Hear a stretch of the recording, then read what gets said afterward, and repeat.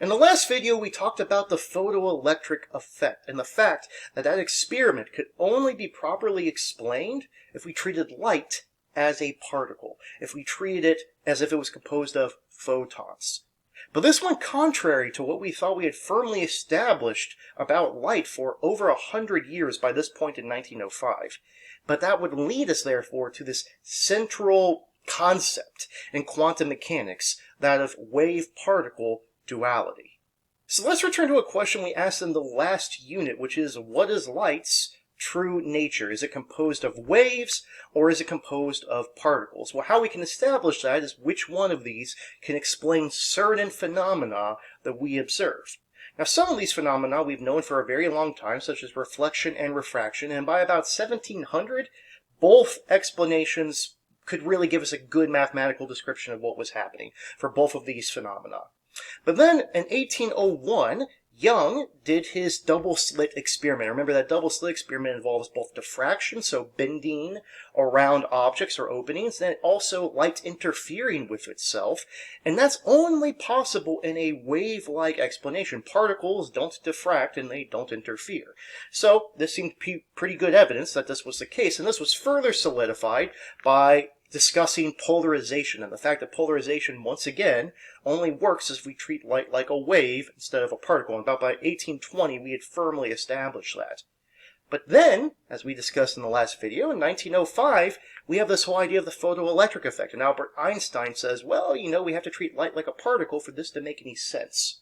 And additionally, 20 years after that, we had this idea of Compton scattering. And let's take a moment and talk about what that Compton scattering is. So in the 1910s, we started to have the establishment of this technique, this scientific technique known as X-ray crystallography. So let's briefly discuss what exactly this is. So you have an X-ray tube. So this is just a tube that generates a beam of X-rays.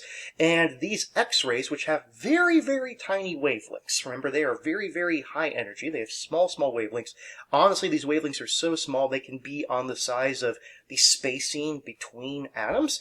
And so these X-rays would hit a sample of some crystal, something with a very regular ordered pattern of atoms.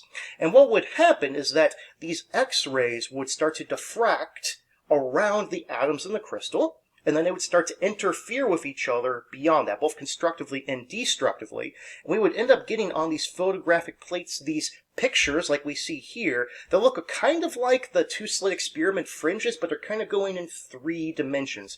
We have a little shield in the middle to block the brightest point just so we can see the rest of the pattern a little bit better. So this uses both diffraction and interference of X-rays, and it's used in a couple different ways. One, it allows us to determine a lot of things about the atomic structure of these crystals, like how the atoms are arranged and how big they are and how big the bonds are between them. But also, once we've gotten that all established, nowadays we use it a lot for identifying unknown materials. Like if we do this on some sort of unknown material, we see the pattern, we can go, oh, okay, this is made of this, this, and this, etc.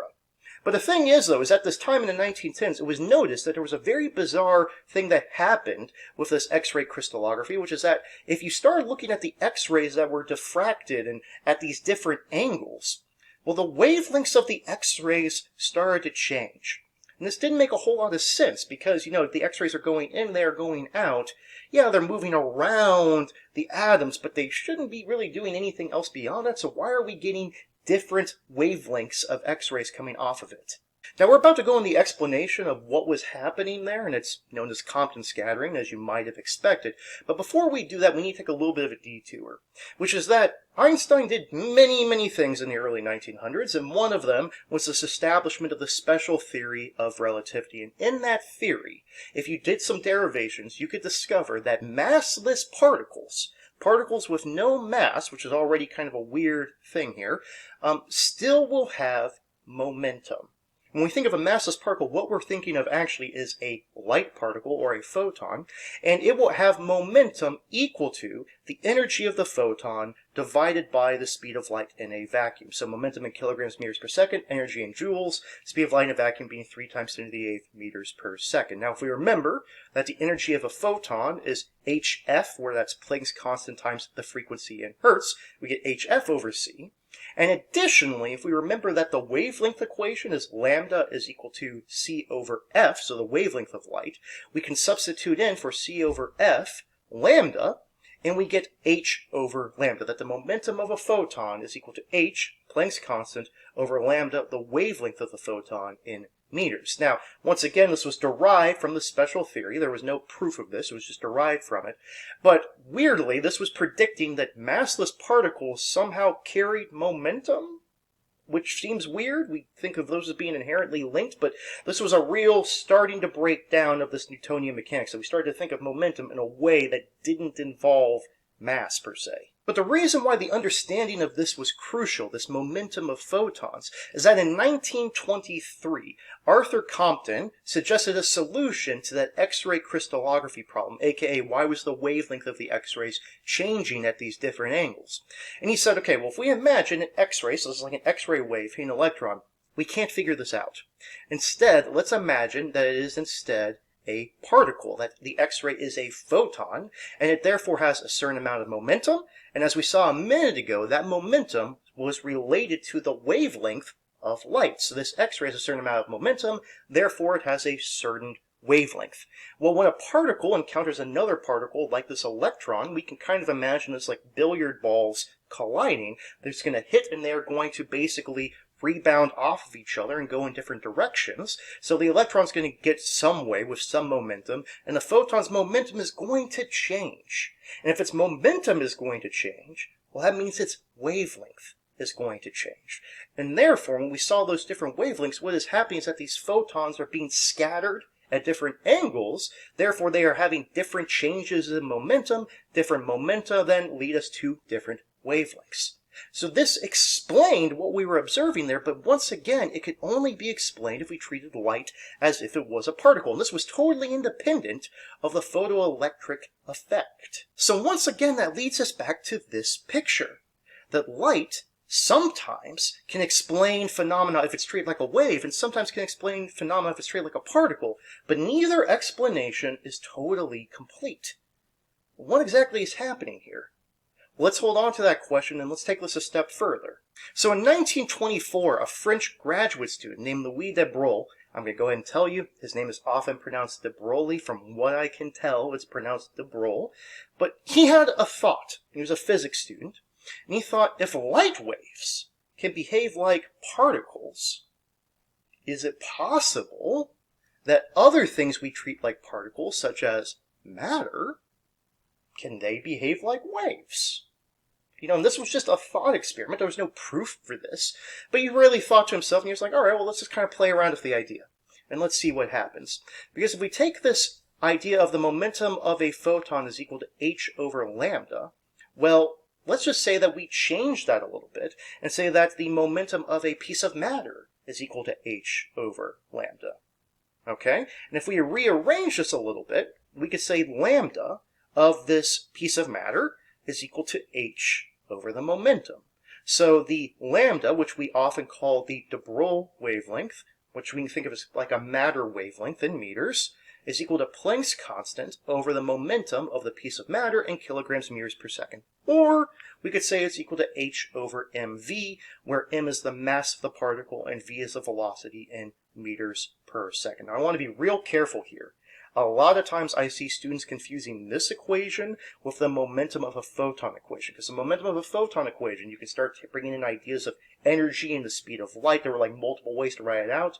Do not do that here. They are two separate sets of equations. They're related, but they're two separate equations. Well, let's go ahead and just kind of solve a problem for what this was really telling us. So let's say we want to determine that the Broglie wavelength for an electron with 50 electron volts of kinetic energy.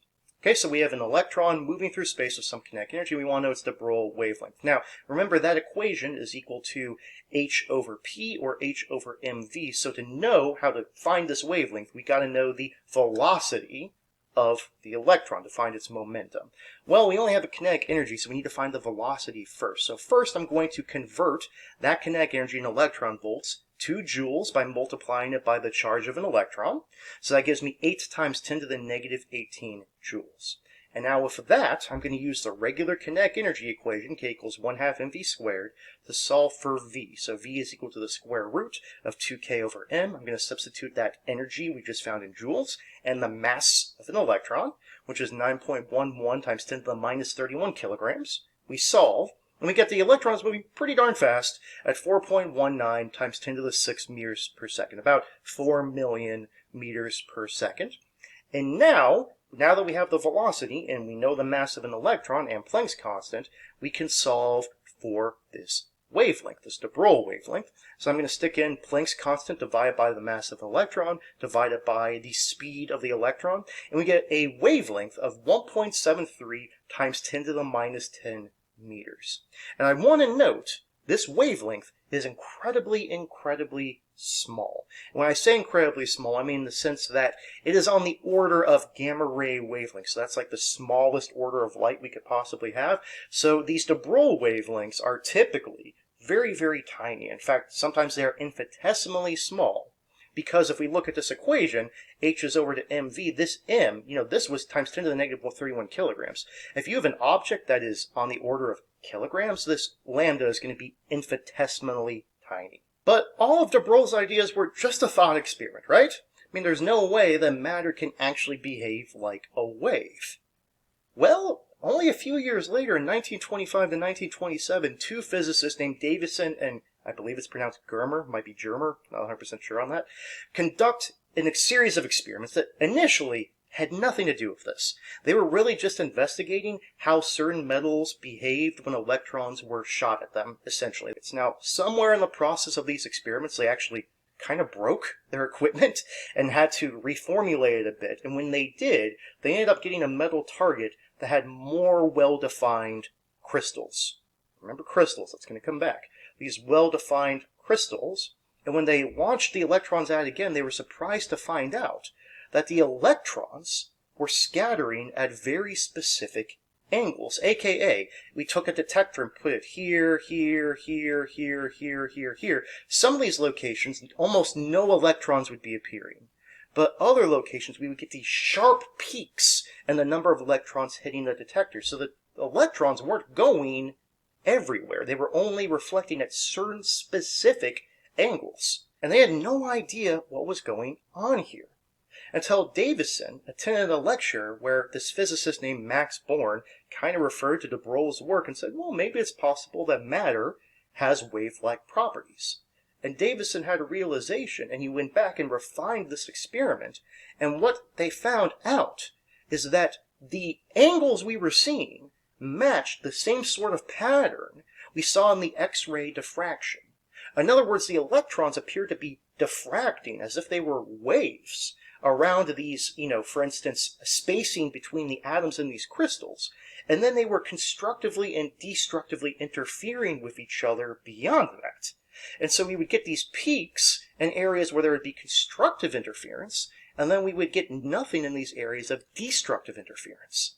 And not only did it match this pattern, but the wavelengths that were being observed that would produce this specific pattern matched the wavelengths that de Broglie predicted with his de Broglie wavelengths. And this provided the first definitive evidence that matter actually had wave-like properties. This experiment helped spur the development of what we now know as quantum mechanics, this new way of analyzing physics.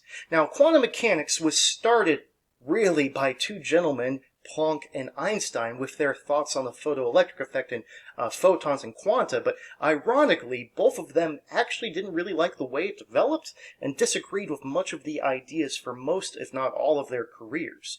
Really was the next generation of physicists that came up in the 1920s, all these physicists I've pictured here, who really developed the core ideas of quantum mechanics. Now, one thing I want to note, you'll notice they are all male and they're all white. Unfortunately, that is just a product of the time they were in and all the advantages that they had available to them compared to people of color and compared to women. It also didn't help that most of these physicists were popping up in like Germany and Austria and Denmark and places like that. In fact, the only American on this page is Richard Feynman, and Feynman really didn't start entering the fore until really in the 1950s, 1960s.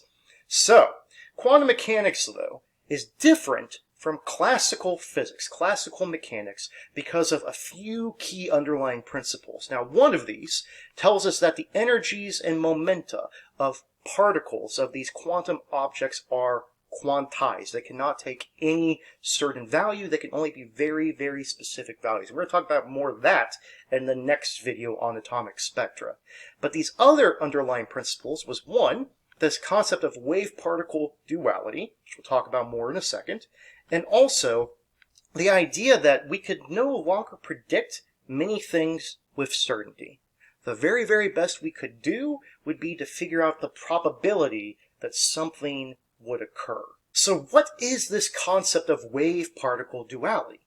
Well, ultimately it tells us that all objects possess properties of both waves and particles. So that means every electron, every atom, every molecule, every collection of these things. So every baseball, every tennis ball, every bowling ball, you, me, etc., all possess these particle and wave-like properties.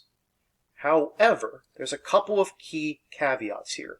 One, we only see the effects of this dual nature, particularly of the wave-like properties of matter, when we are looking at what are known as quantum objects. And by quantum objects, really what I mean are extremely, extremely, extremely small objects. In fact, we've never witnessed this categorically for anything above the size of a molecule. As far as we know, it does occur, but that is like the limit of what we would observe.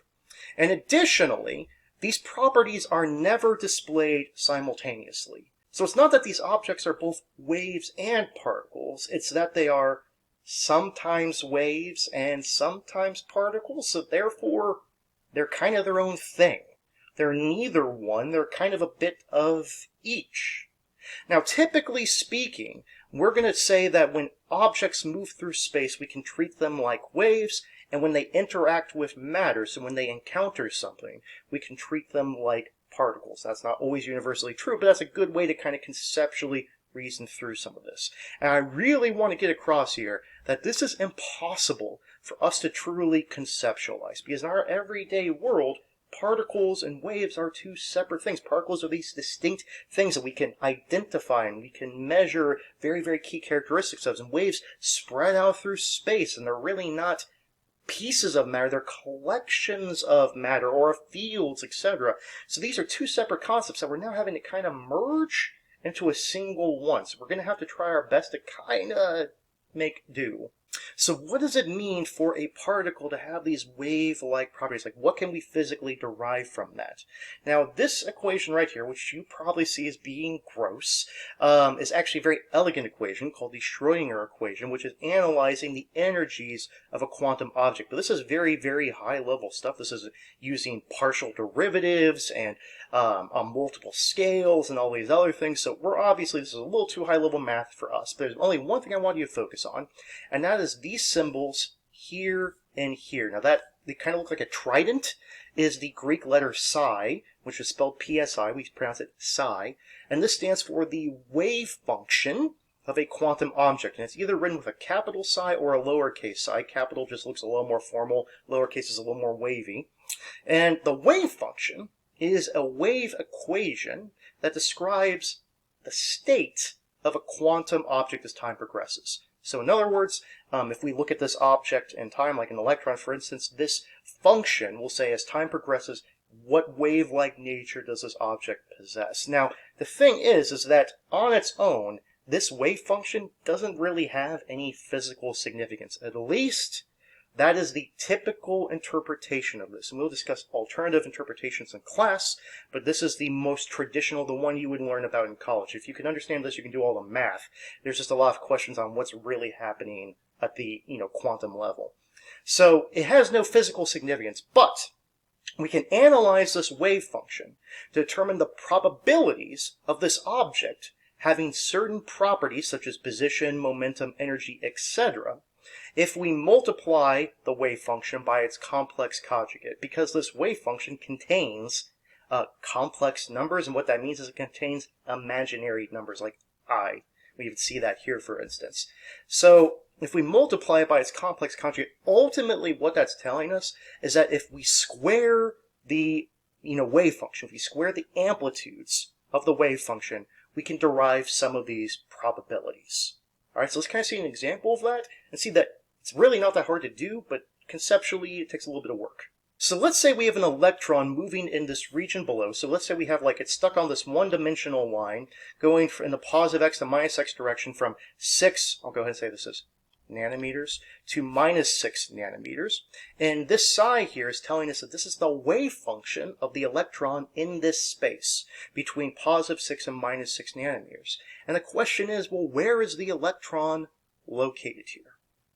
Because, we've got this here, well, where exactly is it? And the answer is, it's actually impossible for us to predict this for certain, because waves don't have specified positions. They spread out through space. Now, we could measure this, and we would have a very specific location for the electron. Like we could go in and physically look at, but we cannot predict it from this wave function alone.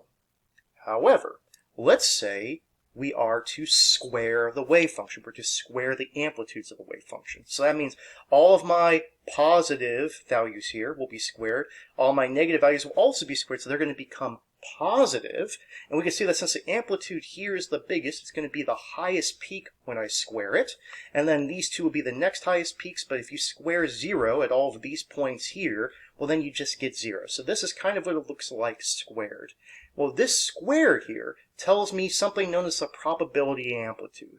And what that really means is, looking at the squared function, this point right here, it has the highest amplitude, means that if I was to say, where is this particle located, my best bet is to say it's located at position x equals 0, because the greatest odds are that it is located there. Now, those odds may only be like 60%. I can't do any better than that. That's the best that I can do. Now, additionally, let's say you were to pick the next most likely place for it to be located. Well, that would be +4 and -4 nanometers, and those might only be like 30% chance that it's there. But once again, I can't get any more certain than that. And lastly, and this is also kind of bizarre though, I can say for certain that in -6, -2, +2, and +6, that there's 0 chance that it's there because the probability is 0 at those points. So what this is telling me is there are certain regions that I know it can't be, there's certain regions I know it can be, and then really from there it's just kind of a game of probability. So what are the most important takeaways on this lesson of wave-particle duality? Well, one, can we describe evidence that light behaves like a particle with photoelectric effect and Compton scattering, and that matter behaves like a wave with the Davis and Germer experiment? Can we calculate the momentum of a photon and the de Broglie wavelength of a piece of matter, keeping in mind that those equations, they look very similar, they are different? Can we analyze a wave function like we just did in order to predict the most and least likely locations of a particle, for instance, by squaring the amplitude of that wave function? And really, and this is probably the most important, can we start to try to go comfortable with the fact that this wave-particle nature of reality around us is bizarre? And it's going to be really kind of impossible for us to really come to terms with it. We really just have to come to terms with our discomfort.